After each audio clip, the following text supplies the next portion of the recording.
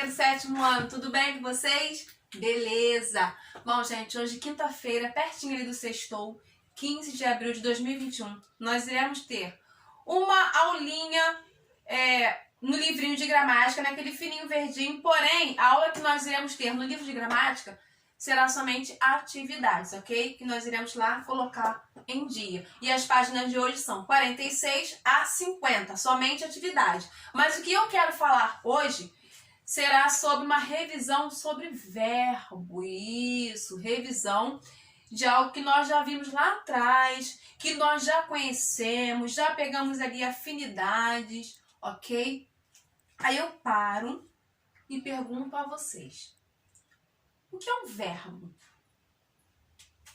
Lembrando que o verbo, ele é a palavra que indica uma ação, um movimento, um estado ou um fenômeno da natureza, o conhecido fenômeno meteorológico, ok? Então isso aí são os verbos. Porém, aqui que está aparecendo para vocês, que eu também, tem hora que aparece aqui para mim, ele possui o quê? Flexões. E essas flexões, eu quero falar o quê? Flexões de modo, flexões de tempo, número, pessoa e voz. Então vamos falar um pouquinho de modo. Essa flexão de modo aí do verbo, ela vai se classificar como? O que eu estou querendo falar? Eu estou querendo dizer o seguinte, que o meu verbo, quando eu quero falar dele nos modos, eu estou falando no modo indicativo, subjuntivo e imperativo, ok? Isso. Aí eu vou lá rapidinho e falo um pouquinho. O meu modo indicativo. O meu modo indicativo, ele indica fatos, fatos reais, algo que está acontecendo, que já aconteceu ou ainda vai acontecer. O meu modo subjuntivo, ele vai indicar o quê? Ele vai indicar uma incerteza, uma dúvida, uma possibilidade, ok? E o meu modo imperativo, o que ele vai indicar? Ele vai indicar uma ordem. Faça aquilo, não faça isso, beleza? Então agora vamos falar um pouquinho da classificação dos verbos em relação a tempo. Quando eu falo do tempo, eu tenho aí o presente, o passado e o futuro, correto? Beleza? Sendo que o meu presente ele vai ficar sozinho. O meu passado, ele vai aí se dividir em pretérito perfeito, pretérito imperfeito e pretérito mais que perfeito. E o meu futuro, ele vai se dividir em futuro do presente e futuro do pretérito. Mas tudo isso aí quando nós vamos trabalhar conjugações. Ok? Tá dando para entender até aí? Beleza. E também nós temos aí um número e pessoa. Esse número e pessoa, ele está falando em singular e plural, tá? E temos também a voz. Essa voz aí que ele fala, ele está falando da classificação da voz ativa, passiva e reflexiva. Porém, essa última parte aí, que estamos falando sobre voz, né? Essa voz aí ativa, voz passiva e voz reflexiva, nós iremos ver lá no segundo bimestre, beleza? Então vamos lá. O que eu quero falar agora? Falamos um pouquinho do conceito, falamos um pouquinho da classificação e agora vamos falar sobre as formas nominais. Muito fácil. Por quê, professora? Porque essas formas nominais aí, ela vai me levar para o lado do gerúndio, infinitivo e o particípio. Lembram? Isso aí. Nós estamos estudando esse conteúdo tanto em videoaula quanto na aula presencial. Isso. Então vamos lá. Essas formas aí, igual eu falei, elas se dividem em infinitivo, em particípio e gerúndio. Porém, elas não fazem parte de nenhum tempo ou modo verbal, tá? Isso aí. Mas elas também podem desempenhar ou eu posso classificar também na função, claro, do verbo, mas também como denome. Ou seja, vai haver contexto que aquela palavra vou falar assim, nossa, verbo. Porém, vai haver contexto que eu vou falar assim, nome, tá? Mas tudo isso aí eu estou comentando com vocês, nós estamos estudando, mas na prática nós iremos colocar mais à frente, tá bom? Então agora vamos falar um pouquinho sobre cada forma. Não, como eu havia falado, não é difícil, não é complicado, basta prestarmos o quê? Atenção, ficarmos ligados para nós não confundirmos uma coisa com a outra coisa, tá? Então vamos falar primeiro do infinitivo. Esse infinitivo aí, ele pode ser classificado como pessoal e impessoal. Porém, o pessoal é quando flexionado, é quando eu pego o meu verbo e flexiono, ou seja, eu posso conjugar o meu verbo. E o infinitivo impessoal não flexiona, não conjuga, tá bom? Para vocês notarem a diferença. Então, só relembrando aqui, o meu infinitivo, ele vai se dividir em infinitivo pessoal e infinitivo impessoal. O infinitivo pessoal flexiona, o infinitivo impessoal não flexiona, ok? Como eu havia falado já, vamos agora só relembrar, que está aparecendo aqui para vocês, que o infinitivo pessoal, ele é usado em situações que há um sujeito definido. Como assim, professora? Se o meu verbo, ele flexiona, se eu posso jogar o meu verbo ali na conjugação, em uma frase, eu tenho um sujeito definido. Aí tem até aqui o exemplo que diz assim: eu pedi para os alunos estudarem mais. Então quer dizer o quê? O meu sujeito aí, eu. Se vocês observarem, o estudar está combinando com quem? Com os alunos.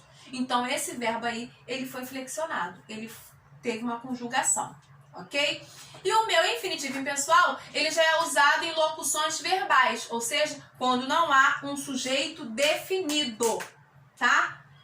E as terminações do infinitivo impessoal são ar para verbos na primeira conjugação, é para verbos na segunda conjugação, ir para verbos na terceira conjugação.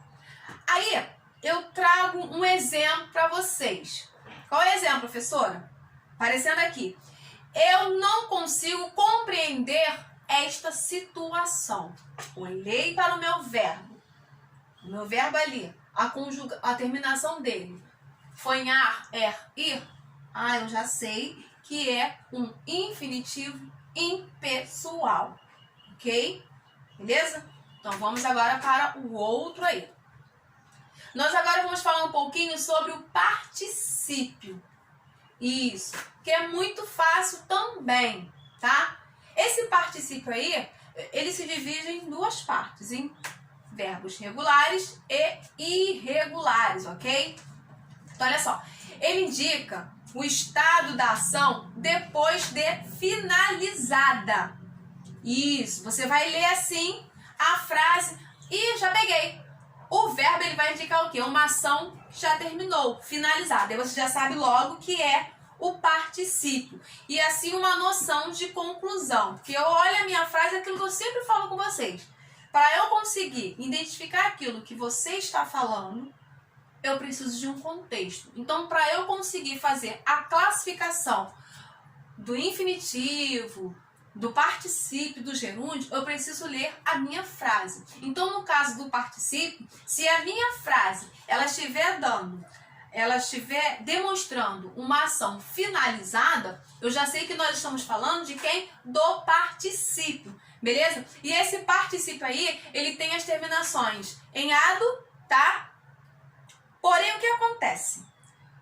Quando eu falo assim, ado, eu estou falando na minha primeira conjugação. E quando eu falo ida ou ido, eu estou falando da segunda e da terceira conjugação, ok? Aí eu coloquei aqui um exemplo para vocês também, que diz assim: finalmente foi absolvido. Finalmente foi absolvido. Percebam que esse verbo absolver aí, o final dele está terminando em ido. Então, se ele está terminando em ido, eu já sei que ele está aonde? Na minha segunda e na minha terceira conjugação do particípio. Ou seja, ação finalizada. Terminou para ele ali. Ele recebeu a sentença dele, ele foi absolvido, não deve mais nada para a justiça. Ok?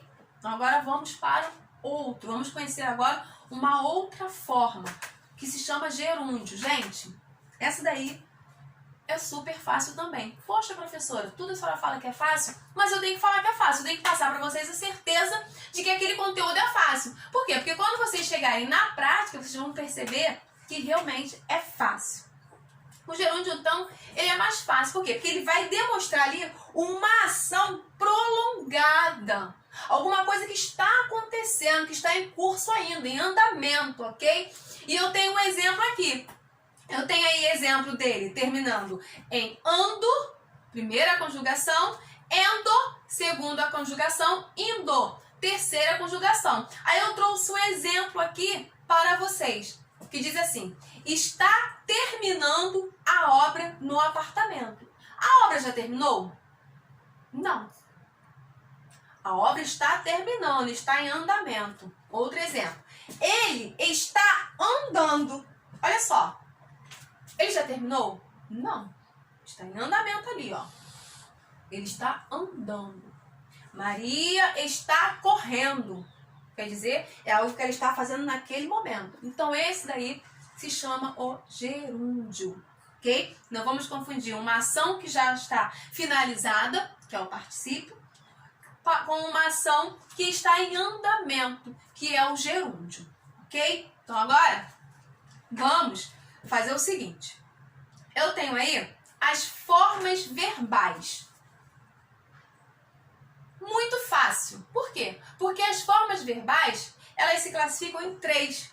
Indicativo, subjuntivo, imperativo. Porém, cada modo verbal aí, que foram esses aí que eu acabei de falar, eles vão indicar algo diferente, tá? Mas também, assim, muito fácil. Por quê? Porque, olha só, o meu modo indicativo, ele vai indicar fatos reais. Ou seja, algo que está acontecendo, algo que já aconteceu ou algo que ainda vai acontecer. Porém, é real. Não é mentirinha, não é uma coisa que eu acho, não é um achismo, não. É real. Esse aí é o indicativo, indica fatos reais, tá? E eu tenho um exemplo aí que diz assim, eu vou ler aqui com vocês. Diz assim: o copo está quebrado. Olha só, um fato real e eu estou falando com certeza. O copo está quebrado. Isso aí é o meu indicativo. Agora, quando eu falo do meu subjuntivo, o meu subjuntivo me faz entender que é algo que é incerto. Alguma coisa que vai indicar incerteza, impossibilidades e dúvidas. Isso aí. Como assim, professora? Talvez eu vá trabalhar. Quer dizer que eu fui? Não. Quer dizer que eu posso ir, como também posso não ir. Então, esse é o meu subjuntivo. Ele vai indicar uma dúvida, ele vai indicar uma incerteza, ele vai indicar uma impossibilidade. Ou seja, peraí, professora. A senhora falou impossibilidade na primeira e a senhora falou impossibilidade na segunda. Sim. Por quê? Porque não quer dizer que a aula, só porque é uma videoaula, que eu estou online, que vocês estão aí, que eu estou aqui, que não pode haver pegadinhas. Pode sim. Por quê, professora? Porque na impossibilidade ele não vai trabalhar, mas ele vai trabalhar na possibilidade. Entenderam agora o que eu quis dizer? Isso aí. O que acontece? Eu tenho o meu modo subjuntivo. Incerteza. Não quer dizer certeza. Então, eu já não posso confiar na palavra do sujeito. Dúvidas. E aí mesmo que complicou. Impossibilidade. Pode ser que aconteça e pode ser que não aconteça. Então, a pegadinha do dia foi essa. Trocando a impossibilidade pela possibilidade. Então, quer dizer que o meu modo subjuntivo, eu não posso confiar 100% nele. Aí eu trouxe um exemplo para vocês. Talvez o copo esteja quebrado. Olha só, já mudou de figura. Porque lá no meu indicativo, ele vem indicando que o copo estava quebrado. O copo está quebrado. Já no meu modo subjuntivo, ele já mudou de ideia. Talvez o copo esteja quebrado. Aí a mamãe vem para dar uma coça, para dar uma chinelada em você. Aí o irmãozinho fala assim, mãe, talvez. Aí a mamãe já fica impossibilitada de dar umas chineladas em vocês, ok? Tá dando pra entender? E eu também tenho um imperativo muito fácil, muito fácil. Por quê? Porque esse imperativo aí, ele vai indicar o quê? Uma ordem ou um pedido. Como assim? Faça isso. Não faça aquilo. Então, o meu imperativo é o mais fácil. Eu tenho um exemplo aí, ó. Guarde o copo. Uma ordem. Guarde. Vamos falar um pouquinho sobre aspecto verbal. Gente, muito fácil. Por que a senhora tá rindo? Porque toda hora eu repito a mesma palavra e assim, quem está me gravando tá rindo. Porque a pessoa tá falando assim, a mesma coisa. Então vamos lá, você já me conhece, né? Então vamos lá. O que eu quero falar em relação ao aspecto verbal? Esse aspecto verbal aí, ele está relacionado à duração, tá? Da ação verbal. Eu trouxe aqui uns exemplos que aí vocês vão entender melhor. Olha só. Indicando se a ação é considerada como concluída ou não. Aí eu tenho um exemplo aqui, ó. O menino está arrumado. Ele é arrumado? Não. Não é. Ele está arrumado naquele momento ali. Naquela ação ali. Outro exemplo. A casa é limpa. A casa estava suja? A casa é suja? Não. A casa é limpa, independente de qualquer coisa, você sempre vai chegar naquela casa e a casa vai estar limpa, porque ela é limpa. E o terceiro exemplo que diz assim, a piscina estava suja. Quando ele fala assim, a piscina estava suja, eu cheguei naquele momento, ué, você falou que a piscina estava suja, mas agora a piscina está limpa? Porque ela foi limpa. Então, ela vai mudando de ação. E aí eu entendo que, na hora que eu vou lendo, eu vou percebendo se a minha ação ela está concluída ou não, ok? Mas também nós temos aí um outro conteúdo que fala sobre verbos de elocução. Esse verbo de elocução aí, ele vai trabalhar juntinho com o discurso direto e discurso indireto. Muito fácil. Por quê, professora? Porque vocês se lembram lá atrás do discurso direto? O discurso direto é quando eu trabalho ali com uma exclamação, quando tem uma conversa ali na fala. E o discurso indireto é quando a pessoa já chega explicando o que ela ouviu. E ela explica ali, ela conversa com o outro, passando a informação, mas usando as suas próprias palavras. Se lembram? Isso aí. Então, os verbos de locução são os verbos que anunciam o discurso. E isso está escrito aqui, ó. Ou seja, introduzir uma fala indicando as atitudes e ações dos personagens. Aí eu trouxe um exemplo aqui para vocês. Fala assim, ó. Mãe, posso ir ao cinema com minhas primas? Uma fala aí. Pergunta a Soraya. A mãe afirmou. Pode, filha. Então eu tenho aí um verbo que eu estou afirmando. Afirmou. E eu tenho aí um verbo pergunta. Ok? Então, tudo isso aí vai trabalhar com verbos de elocução. Ok?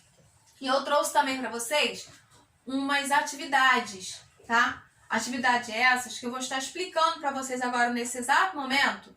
Vamos ler juntas as atividades? Então, vamos lá. Atividade de hoje, que diz assim, ó. Reescreva as orações a seguir, completando-as com uma das formas nominais dos verbos entre parênteses. Então, eu tenho aqui a letra A. Beatriz vive, que me admira bastante. Entre parênteses, eu tenho a palavra dizer. Então, eu tenho que pegar este verbo aqui e completar a frase usando as formas nominais, de maneira que esta frase ela fica correta. Então, só a primeira, tá? Beatriz vive dizendo que me admira bastante. Eu usei uma forma aí nominal, que aí vocês irão descobrir para saber qual forma foi essa. Se foi uma forma nominal no gerúndio, no particípio ou no infinitivo. Ou seja, vocês irão mudar aí esse verbo, só que trazendo ele para a forma assim nominal. Na letra B, se você tivesse, aí tem um traço, a pesquisa não teríamos obtido nota baixa. Entre parênteses eu tenho o verbo fazer. Aí eu vou pegar esse verbo fazer, trazendo ele para uma das formas nominais, eu vou completar a minha frase. E assim eu vou fazendo com todos os demais, ok? Então agora eu deixo para vocês um grande beijo e aguardo vocês na nossa próxima aula. Tchau, tchau!